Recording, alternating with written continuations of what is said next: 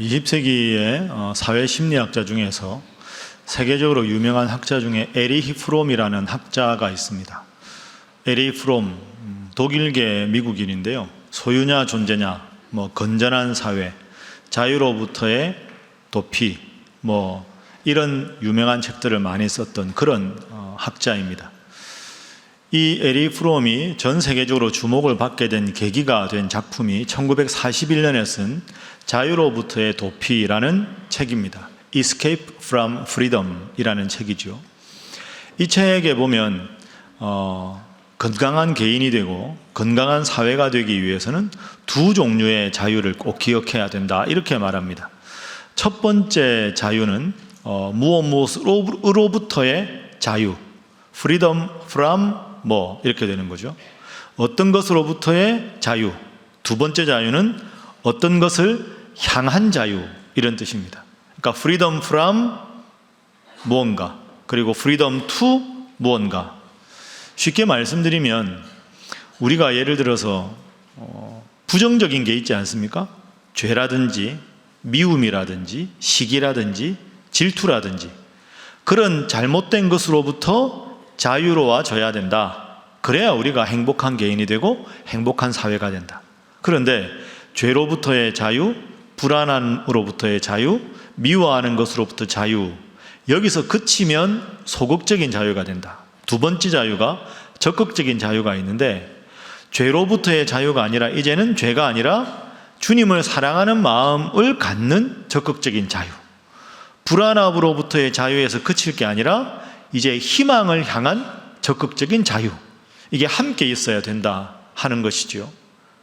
그런데 우리가 부정적인 것으로부터의 자유에서 그대로 그치게 되면 죄 안 짓는 자유, 미워하지 않는 자유, 불안해하지 않는 자유, 여기서 그치면 사람은 과거의 습관으로 돌아가는 습성이 있기 때문에 다시 죄를 짓고 다시 미워하고 다시 불안하게 된다 하는 겁니다. 그래서 부정적인 것에서부터 자유로워지고 여기서 그칠 게 아니라 보다 긍정적인 가치를 향해서 열심히 노력하는 자유를 선택해야만 그 사회가 건강하고 개인이 건강하다. 예를 한번 들어서 설명을 해보겠습니다. 아주 엄하고 아주 가부장적이고 때로는 자식들을 쉽게 말해 때리기도 하는 그런 아주 엄한 아버지 밑에 자란 딸이 있다고 한번 생각해 보십시오. 그 딸이 사춘기를 지나면서 그런 아버지 모습을 보면서 무슨 생각을 할까요? 나는 절대 저런 사람, 우리 아버지 같은 사람하고 결혼하지 않을 거야. 저렇게 가족들을 억누르고 무자비하고 가끔씩 폭력까지 쓰는 저런 아버지 같은 남편 만나면 끔찍해. 그래서 아버지 같은 사람을 만나지 않겠다. 아버지의 부정적인 것으로부터 자유로워지려고 합니다. 그런데 여기서 이 딸이 결혼 정년기가 되면서 그러면 아버지의 부정적인 면을 극복하는 보다 자상하고 보다 부인을 배려하고 소통하고 적극적으로 사랑하는 그런 배우자를 찾기 위해서 열심히 노력하고 그런 사람들을 찾기 위해서 애쓰지 않으면 이 여자는 아버지 비슷한 남자를 만나게 된다 하는 거죠. 여러분, 우리말 속담에 욕하면서 닮는다 하는 말이 딱 이 표현입니다. 그래서 저런 모습이 있는 남자면 안 되겠구나 하는 마음을 가지고 그렇지 않은 사람을 적극적으로 안 찾으면 저런 사람 안 만나야지 하는 데서 여기서 딱 그치면 과거의 습성이 익숙해져서 아버지 비슷한 사람 만나게 되고 자상하고 배려하고 이런 남자 보면 시시하다, 남자 같지 않다, 이런 마음이 도리어 들 수가 있다 하는 것이죠.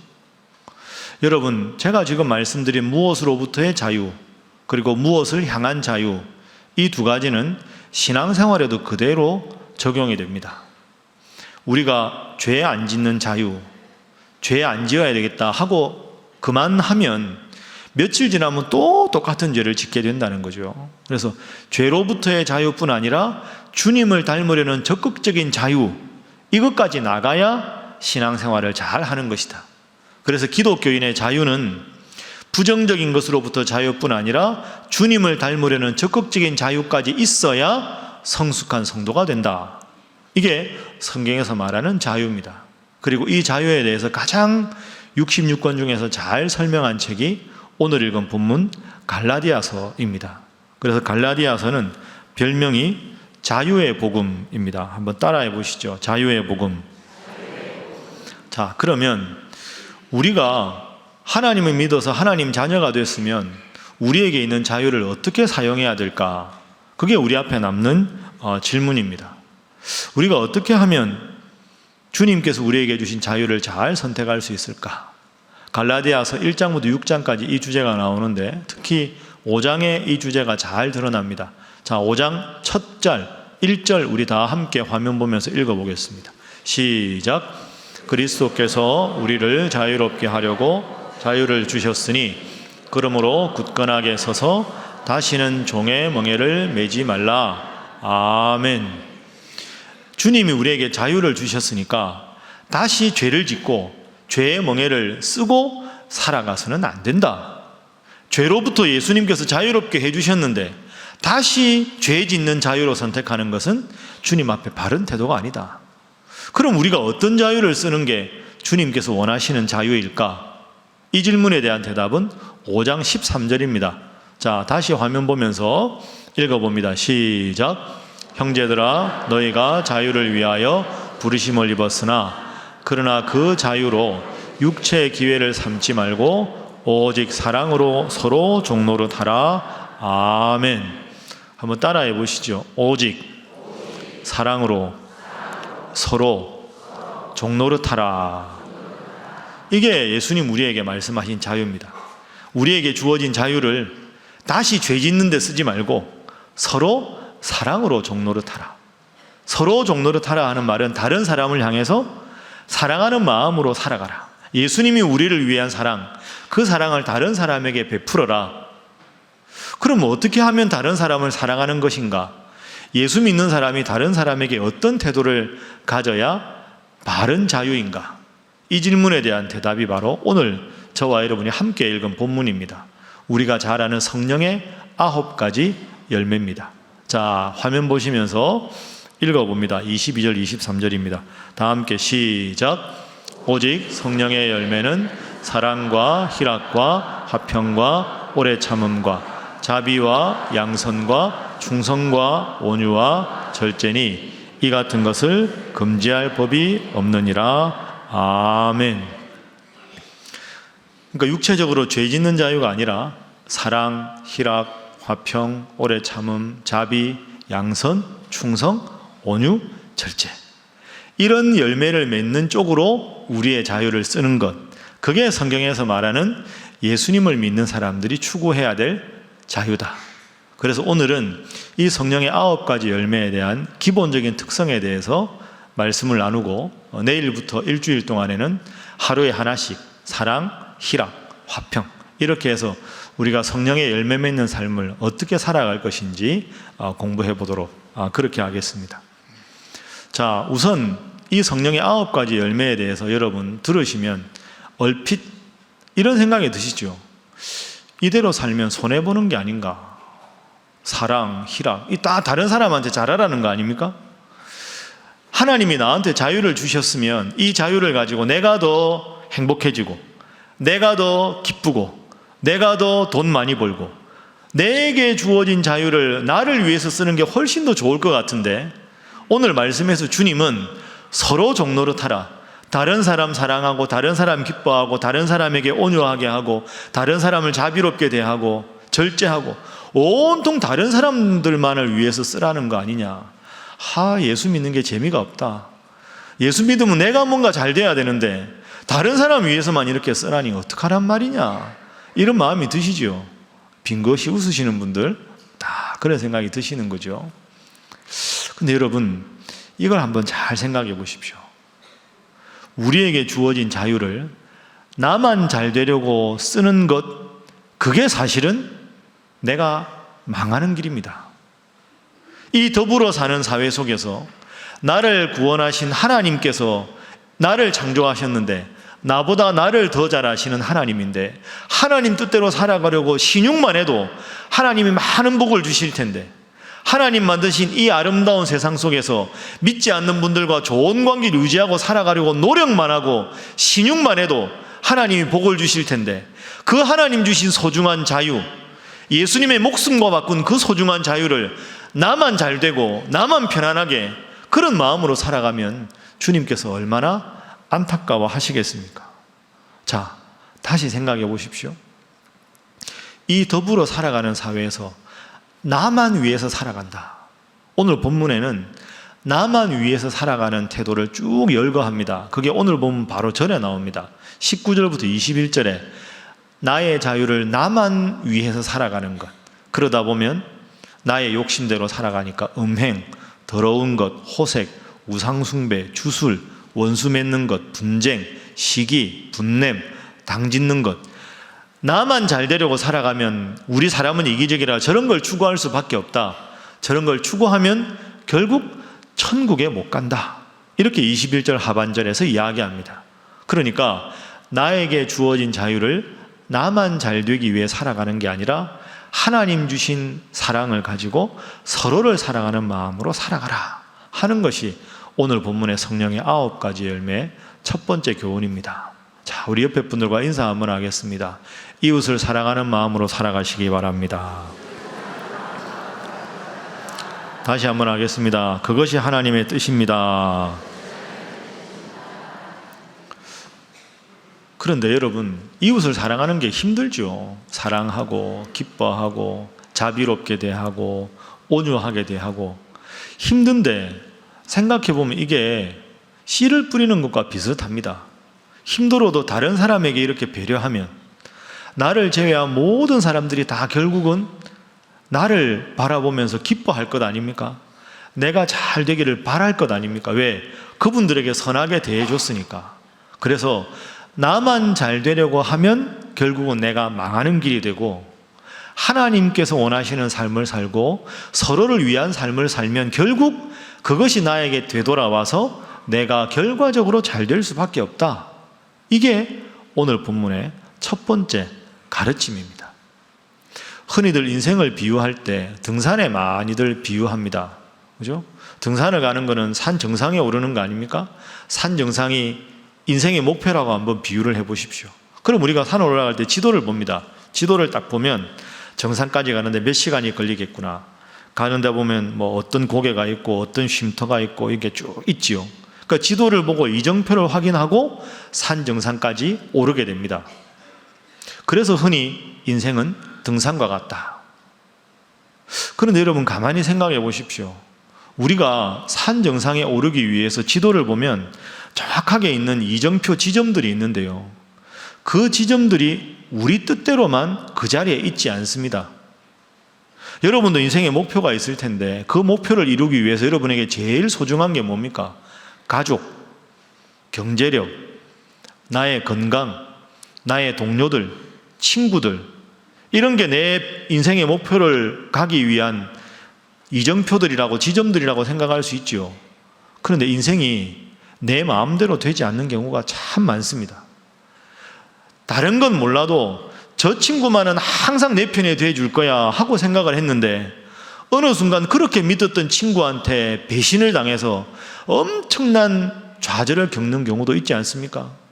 다른 건 몰라도 내 건강만은 최고야, 나는 참 건강에 믿었는데 어느 날 검사해보니까 나도 모르게 내 몸에 끔찍한 병이 자라는 경우도 있지 않습니까? 믿을 건 가족밖에 없다 생각했는데 가족들끼리 크고 작은 문제로 충돌이 나서 등 돌리고 가족들끼리 만남도 없는 그런 경우도 있지 않습니까? 여러분, 그래서 요즘에 인생에 관한 책들을 가만히 보면 인생을 등산에 비유한 책들이 많지 않습니다. 대신에 인생을 뭐에 비유하느냐? 인생은 사막과 같다. 이런 책들이 많이 나옵니다.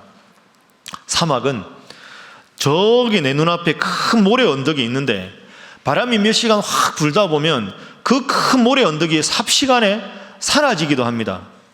저기가 내 인생의 목표라고 생각했는데 그 인생의 목표가 어느 순간 허무하게 사라지는 신기루가 들 때가 있지 않습니까? 저 시냇가를 건너가야 되겠다고 생각하고 저 앞에 시내가 있다고 분명히 바라보았는데 자꾸 모래바람이 불다 보니까 그게 완전히 말라버려서 그냥 모래가 되어버리는 경우도 있습니다. 인생의 목표를 이루기 위해서 하나하나 디딤돌이 있었는데 이 디딤돌도 나도 모르게 사라지고 이 디딤돌이 아니라 걸림돌이 되고 그런 경우가 인생을 살아가면서 얼마나 많이 있습니까? 그런 경우를 겪다 보면 나의 행복은 내가 스스로 할 수 있는 게 별로 없구나 그렇게 느낍니다. 인생을 등산에 비유하면 제일 중요한 게 지도입니다. 지도가 있어야 산에 올라갈 것 아닙니까?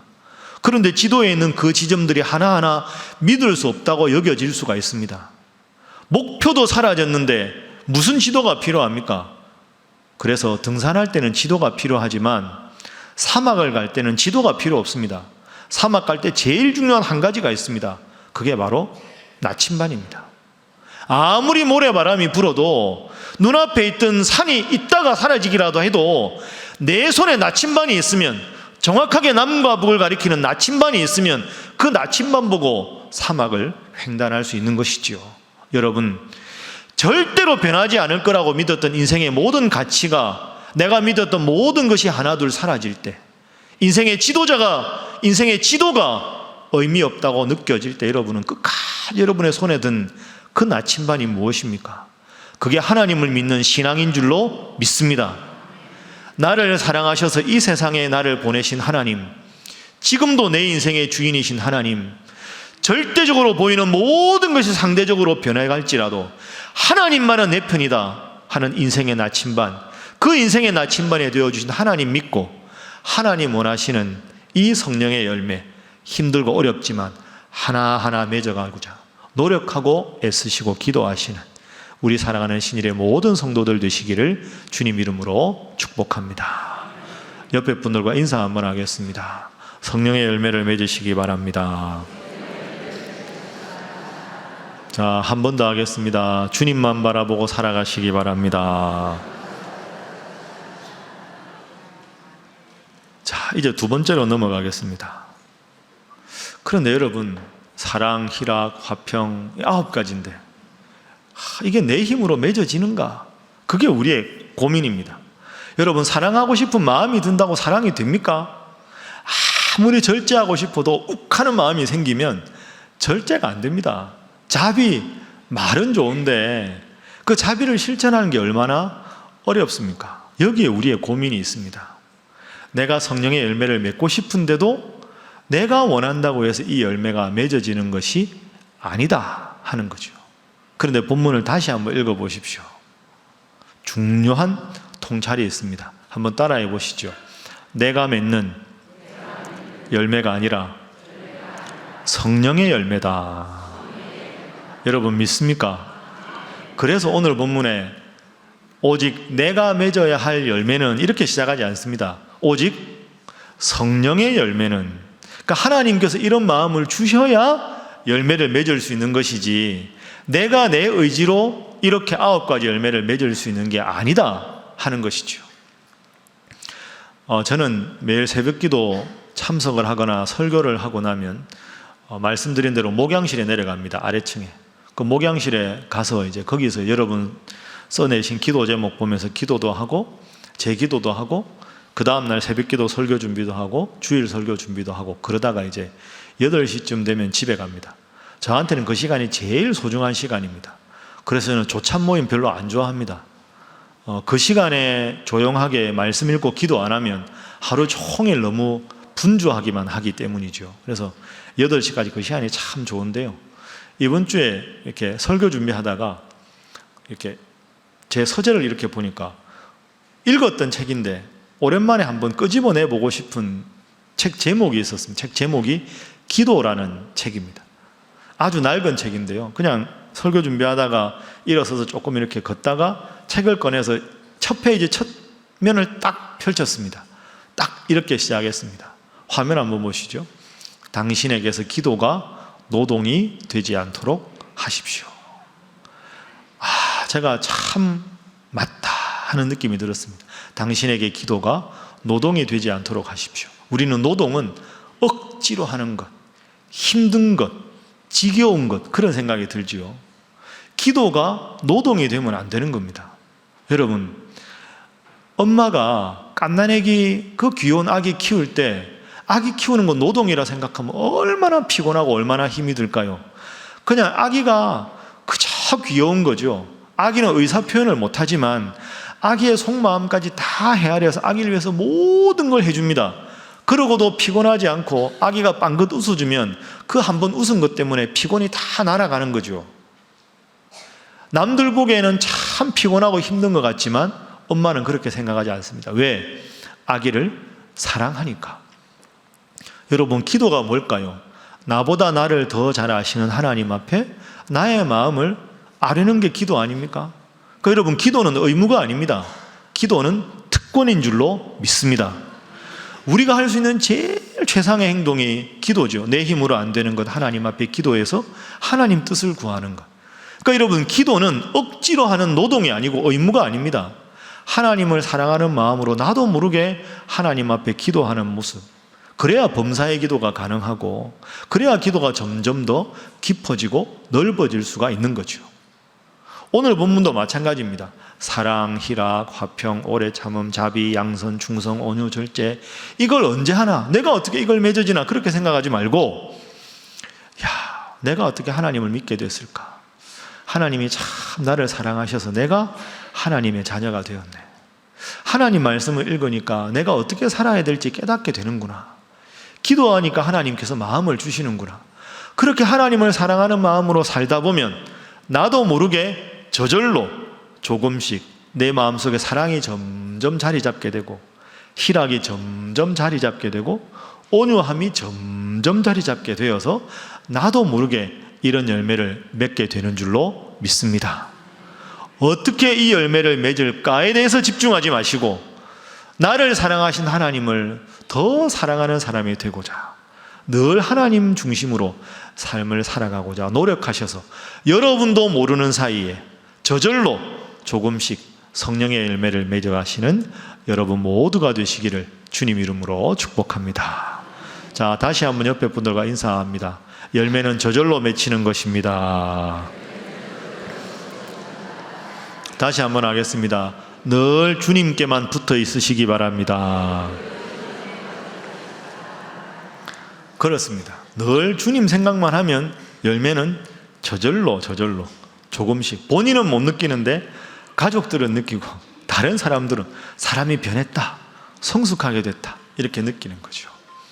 마지막 세 번째는, 목사님 알겠는데 그래도 9개는 너무 많습니다.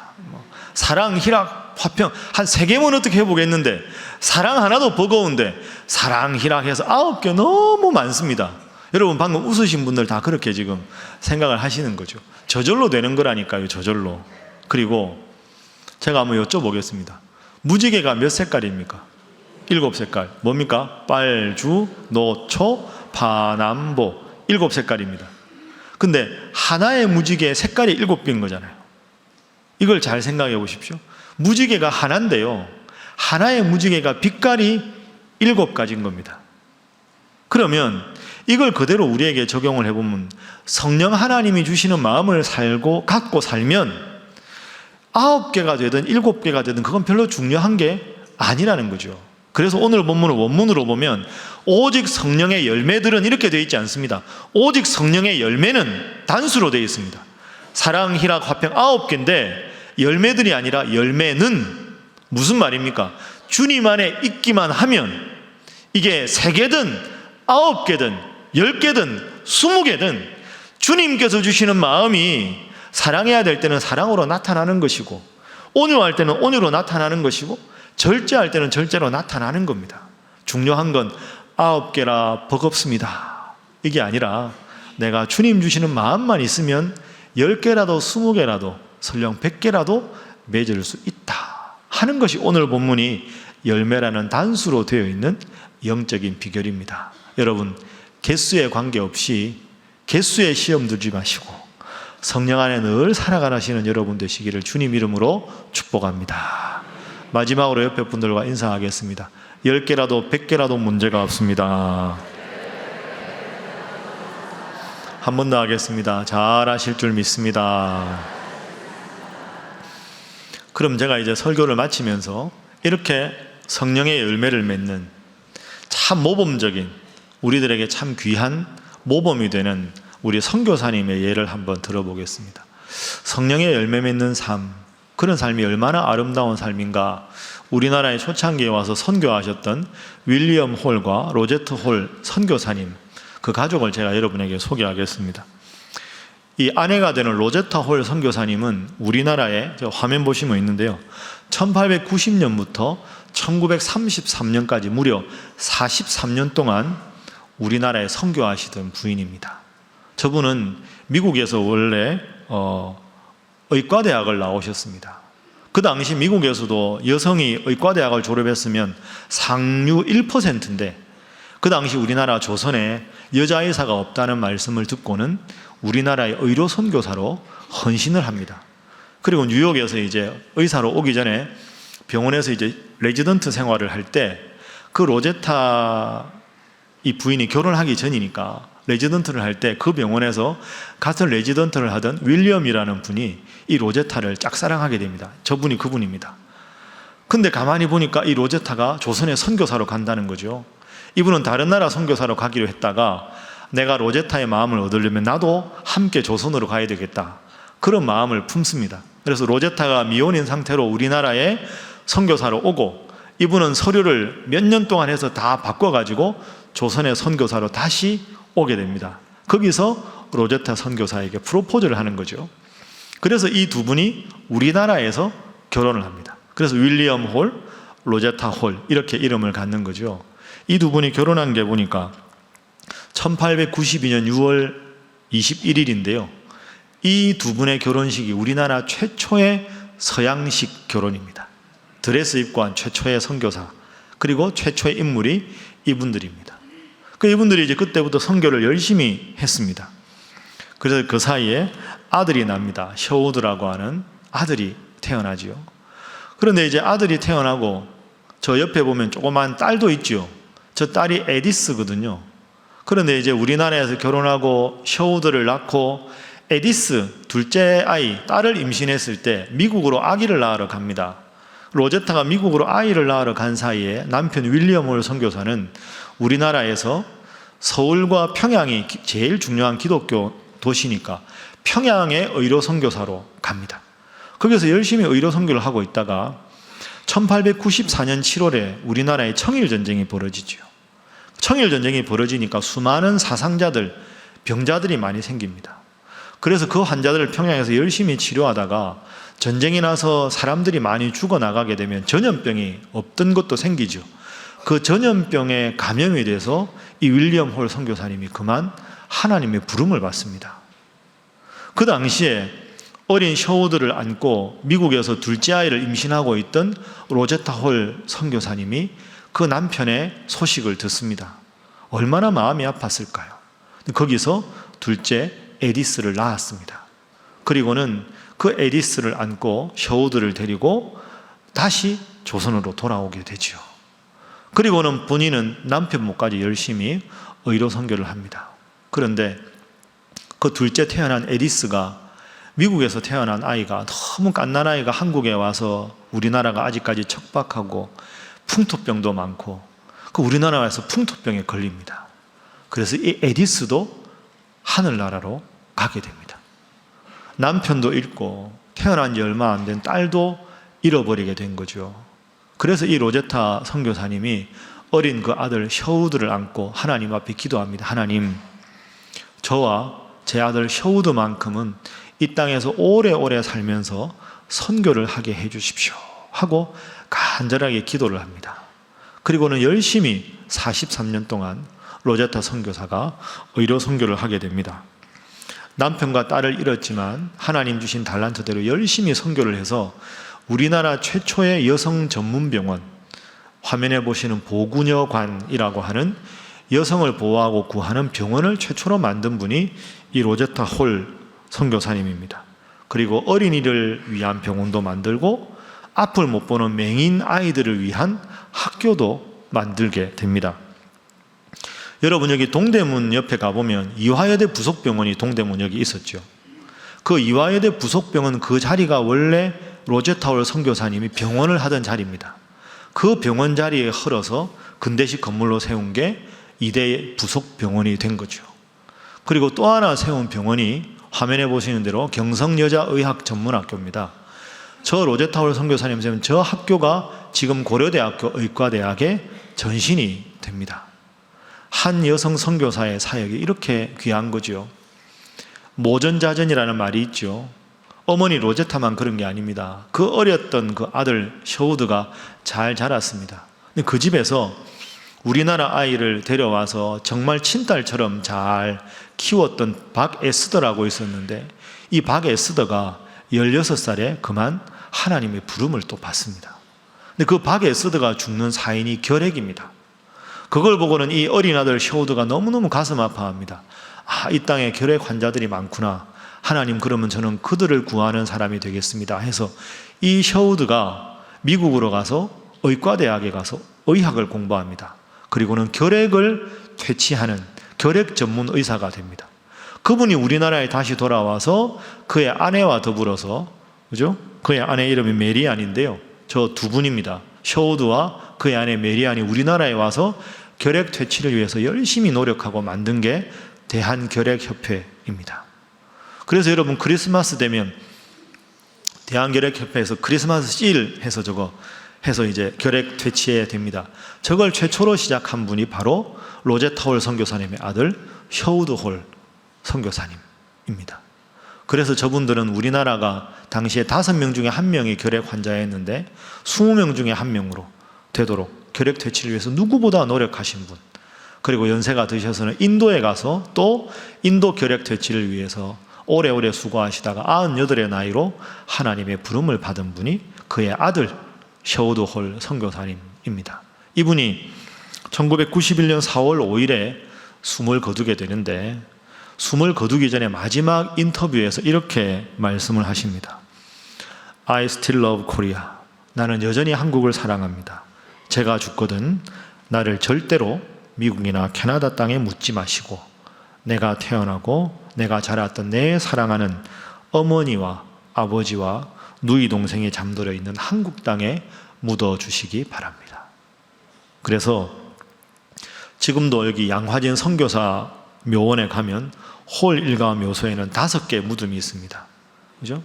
로제타월 선교사님, 그의 남편 윌리엄 홀 선교사님, 그리고 먼저 천국으로 갔던 에디스, 그리고 그 아들 셔우드, 그리고 그의 부인이었던 메디슨, 그 5분의 묘가 다 함께 있습니다. 그리고 그 묘비에는 이런 글귀가 쓰여져 있습니다. Whether we live or die, we are the Lord's. 사나 죽으나 우리는 주의 것이로다. 지금도 양화진에 가면 다 적혀 있습니다. 여러분 생각해 보면 이역만리 이 먼 곳까지 와서 하나님 말씀 전하고 오히려 선교하는 게 얼마나 힘들고 어려웠겠습니까? 그런데 하나님이 나에게 베풀어 주신 은혜가 너무 커서, 누가 시켜서가 아니라 하나님이 나에게 베풀어 주신 은혜가 너무 커서 그 은혜를 누군가와 함께 나누고 싶어하는 그 사랑의 마음, 오늘 본문 말씀대로 하면 주님께서 내 삶의 주인이신데 주님께서 기뻐하는 삶을 살아가려고 기도하고 노력하다 보니 이 이역만리 조선 땅에 와서 이 아름다운 5분의 묘비에 사나 죽으나 우리는 주의 것이로다. 이분들의 이 아름다운 삶이 오늘 우리에게도 얼마나 큰 은혜가 됩니까? 물론 여러분 그렇다고 해서 우리 모두가 선교사가 될 수는 없고 이분들은 고귀한 삶을 살아가기는 어렵습니다. 그러나 하나님을 사랑하는 마음으로 살아가는 삶이 얼마나 우리의 마음에 촉촉한 은혜를 줍니까? 이 마음 생각하면서 우리도 하나님께서 나를 사랑하셔서 예수님 보내시고 그분이 나를 구원해 주셨는데 어떻게 하면 그 은혜를 갚을까? 어떻게 하면 그 은혜를 늘 삶 속에 감사하며 살아갈까? 그 마음속에 늘 품으셔서 그 마음 때문에 여러분이 저절로 조금씩 성령의 열매를 맺어가셔서 그 덕분에 결과적으로 여러분도 잘 되고 많은 분들이 하나님께 돌아오는 풍성한 은혜의 열매를, 성령의 열매를 날마다 맺으시는 우리 사랑하는 신일의 모든 성도들 되시기를 주님 이름으로 축복합니다. 기도하겠습니다. 사랑해 주님, 참 감사합니다. 때로 저희는 연약하여 주님께서 주신 자유를 나만 잘 되고 우리 가족만 잘 되는 것이 최고라고 생각하며 살아왔는데, 오늘 말씀을 통하여 주님을 위하여 서로를 위하여 나누고 베푸는 성령의 열매 맺는 삶에 대해 새롭게 깨닫게 해주심에 감사합니다.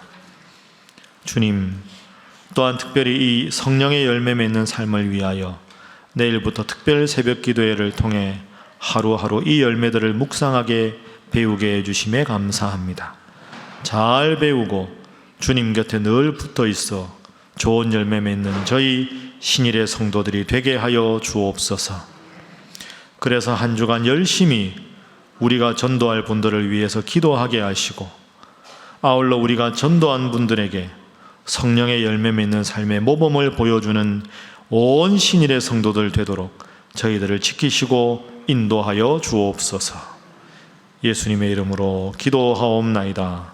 아멘.